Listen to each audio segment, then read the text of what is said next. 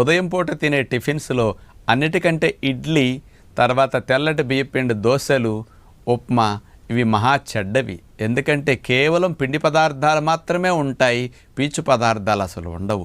దీనివల్లే sugar, cholesterol, బరువు ఇవన్నీ వస్తున్నాయి. టిఫిన్స్లో బెస్ట్ టిఫిన్ అంటే పెసరట్టు.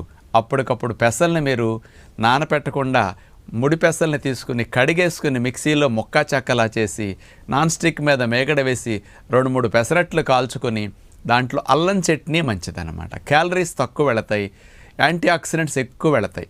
అలా పెసరట్లని మీరు 2-3 తినేస్తే షుగర్ ఉన్నవారు కానీ, అధిక బరువు ఉన్నవారు కానీ, కొలెస్ట్రాల్, ట్రైగ్లిజరైడ్స్ లాంటి సమస్యలు ఉన్నవారికి టిఫిన్స్ తినదలిసినప్పుడు ఉత్తమమైన టిఫిన్గా పెసరట్ని కాంబినేషన్లో తింటే మీకు అలాంటి సమస్యలు పెరగకుండా ఎంజాయ్ చేసినట్లు అవుతుంది.